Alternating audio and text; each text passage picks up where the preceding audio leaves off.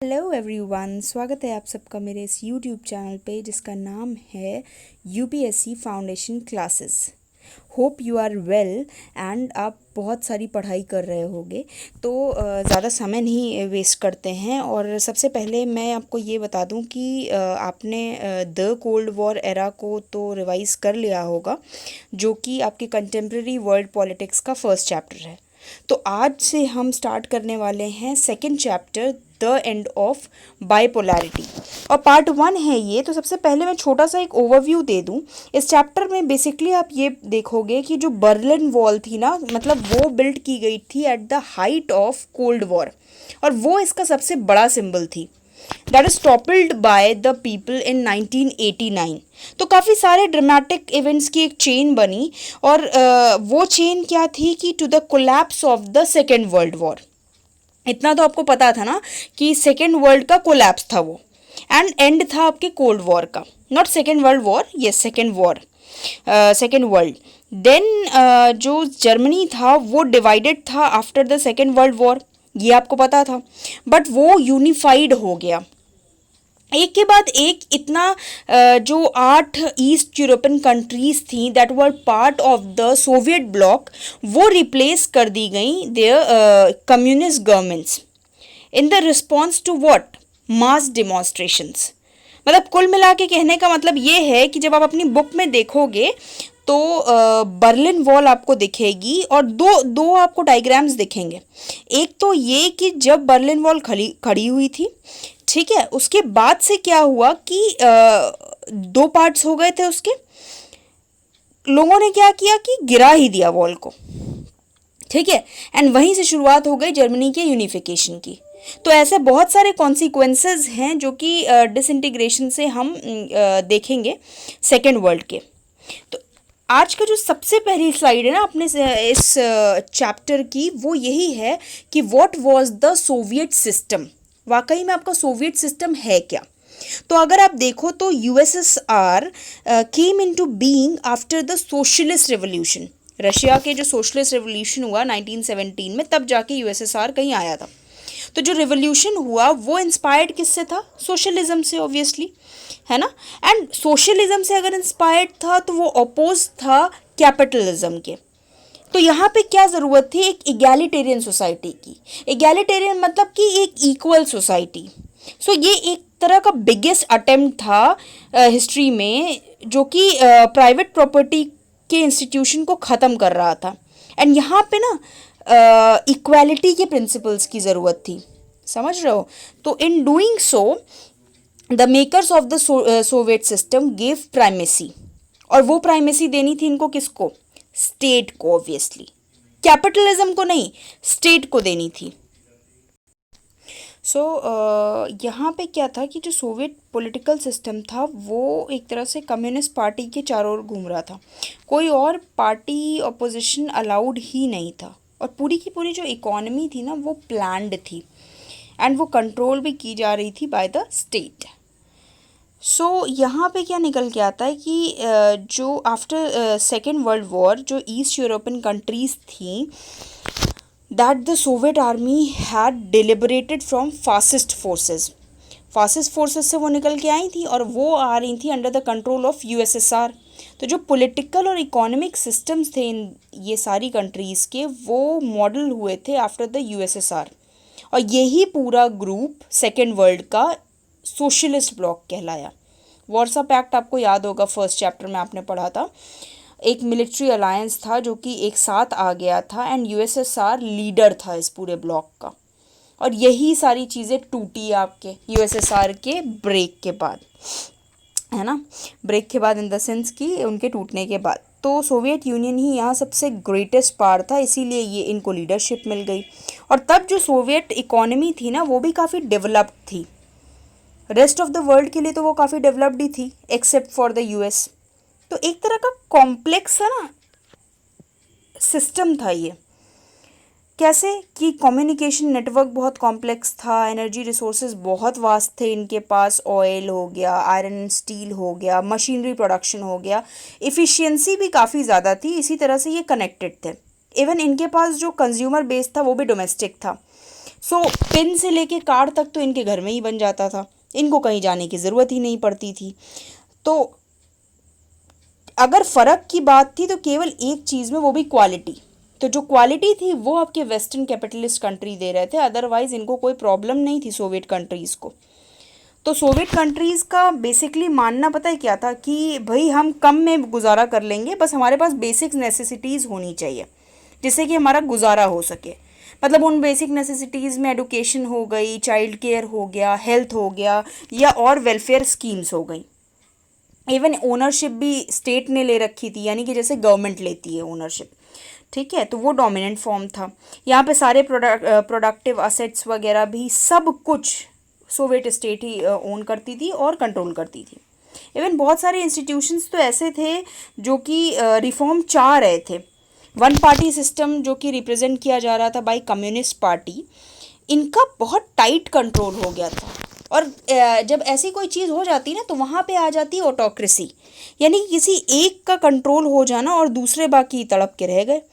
तो यहाँ पे ब्यूरोक्रेटिक सिस्टम बहुत ज़्यादा हो गया था, दैट्स वाई कि यहाँ पे अथॉरिटेरियन समाज हो गया था। एंड तब सिटीजन्स को बड़ी दिक्कत होने लगी। शुरुआत में तो सब कुछ बड़ा अच्छा था, क्योंकि बाद में धीमे धीमे चलते चलते डेमोक्रेसी का लैक होने लगा और फ्रीडम ऑफ स्पीच भी छीन ली गई। जैसे आज भी आप कई कंट्रीज़ में ऐसा देख सकते हो, है ना। तो उसके बाद पार्टी ने रिफ्यूज़ कर दिया, मतलब लोगों के रिक्वेस्ट को, इन द 15 डिफरेंट रिपब्लिक्स जो कि एक तरह से सोवियत यूनियन ही बना रहे थे। तो जब ऐसा कुछ होने लगा तो लोगों के बीच भी काफ़ी ज़्यादा आक्रोश जिसको आप बोलते हो, क्योंकि नेग्लिजेंस तो बढ़ रहा था लोगों की तरफ, सप्रेस कर दिए जा रहे थे लोग। इवन आर्म्स रेस में भी जो सोवियत यूनियन था उसने किसी तरह मैनेज किया था ताकि वो यूएस को मैच कर सके, बट बहुत ही ज़्यादा बड़ी कीमत चुकानी पड़ी थी इनको। किया क्या कि सोवियत यूनियन इस तरह से वेस्ट से पीछे होने लगा, क्योंकि ये तो ईस्ट को रिप्रेजेंट कर रहे थे। तो इनके पास कमी किस चीज़ की होने लगी? टेक्नोलॉजी की, ट्रांसपोर्ट, पावर, इंफ्रास्ट्रक्चर पूरी तरह से, एक तरह से, एंड इकोनॉमिक और पॉलिटिकल एस्पिरेशंस में भी ये सिटीजन्स की पूरा नहीं कर पा रहे थे। तो सोवियत इन्वेजन जो हुआ था अफ़गानिस्तान का 1979 में, इसने सिस्टम को पूरी तरह से वीक कर दिया और वेजेस जो थे वो लगातार बढ़ते चले जा रहे थे। तो प्रोडक्टिविटी, टेक्नोलॉजी ये गिर गई, मतलब बहुत सारी चीज़ें एक दूसरे के आगे पीछे दौड़ रही थी। एंड ये जो शॉर्टेज थी सारा कुछ कंज्यूमर गुड्स को लेके, ये लोगों के बीच में गुस्सा और बढ़ा रही थी। फूड इंपोर्ट्स बढ़ गए, जबकि एक्सपोर्ट होने चाहिए थे बट इंपोर्ट्स होने लगे, क्योंकि इनके खुद के कंट्रीज़ में पैदा ही नहीं हो रहे थे। अब खाना तो देना ही पड़ेगा ना। एंड जो सोवियत इकोनॉमी थी वो फॉल्टर होने लगी 1970s के लेट में, एंड एक तरह से कहिए रुक गई थी। तो यहाँ से आता है गोर्बाचेव और उनका डिसइंटीग्रेशन। ये जो थे मिखाइल गोर्बाचेव, जो कि जनरल सेक्रेटरी थे कम्युनिस्ट पार्टी के ऑफ द सोवियत यूनियन 1985, इन्होंने कहा था कि हम रिफॉर्म लाएंगे। रिफॉर्म वो जो कि यूएसएसआर के लिए काफ़ी ज़रूरी होंगे। टेक्नोलॉजिकल रिवोल्यूशंस लाएंगे जैसे कि वेस्ट में हैं, मतलब इन्होंने काफ़ी वादे कर लिए थे। और इवन इनका तो डिसीजन ये भी था कि हम सारे के सारे रिलेशंस वेस्ट के साथ नॉर्मलाइज कर लेंगे, और क्या होगा, साथ में रिफॉर्म आ जाएगा सोवियत यूनियन में। और ऐसे से क्या होगा कि भाई लोगों को फ़र्क भी नहीं पड़ेगा और हमारी कंट्री ठीक ठाक भी रहेगी।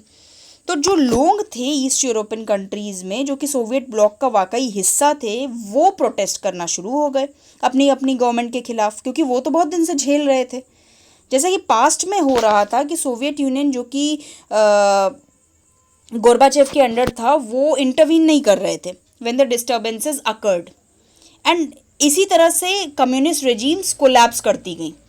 तो ये जो सारे डेवलपमेंट हुए ना, they were accompanied by rapidly escalating crisis. और गोर्बाचेव ने तो इवन इनिशिएट भी कर लिया था policies of economic and political reform and democratisation भी साथ ही साथ। अब इन्होंने इतने सारे जो स्टेप्स उठाए वो अपोज करने लगे लोग। कौन से लोग? जो कि कम्युनिस्ट पार्टी के लीडर्स थे, क्योंकि गोर्बाचेव ये चाह रहे थे कि भाई डेमोक्रेटाइज कर देते हैं इकोनॉमिकली और पॉलिटिकली भी लोगों को थोड़ा सा, यानी सिटीजन्स को थोड़ा आराम मिलेगा। पर भैया ये लीडर्स से नहीं सहा गया, तो वो जो है वहाँ पे काफ़ी सारा बवाल स्टार्ट कर दिया उन्होंने। अब बवाल में फंस गए गोर्बाचेव, यानी कि एक तरह का कू हुआ 1991 में, जिसने एनकरेज किया कम्युनिस्ट पार्टी हार्डलाइनर्स को। समझ रहे हो? तो पार जो है वो शिफ्ट होने लगी सोवियत सेंटर से रिपब्लिक्स तक।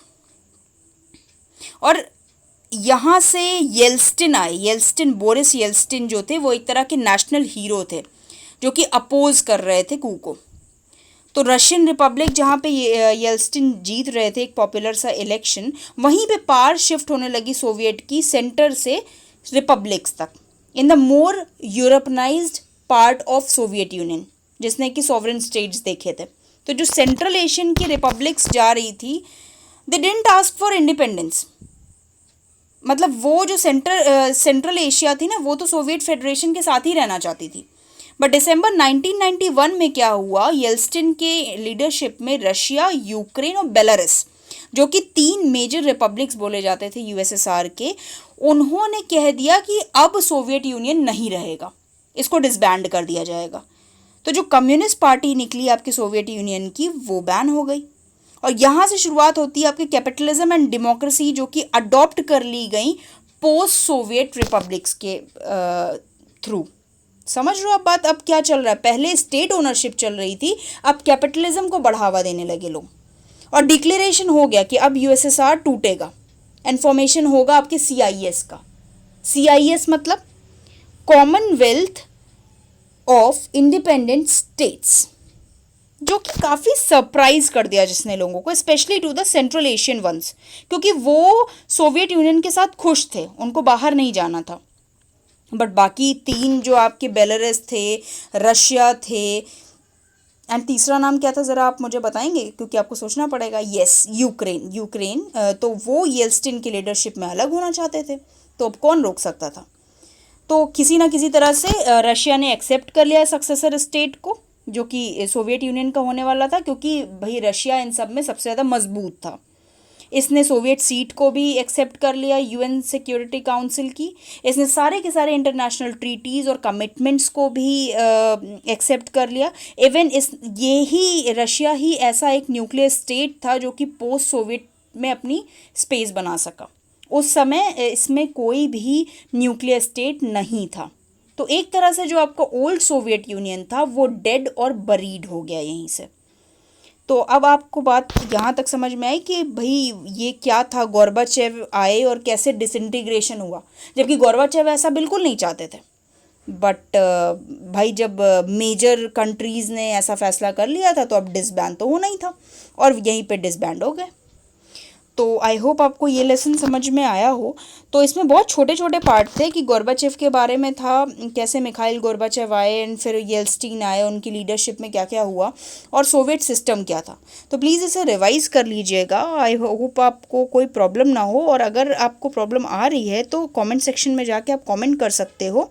एंड सब्सक्राइब करना ना भूलें, लाइक करना ना भूलें, और साथ ही साथ share as much as possible. So stay safe. Thank you so much for your support.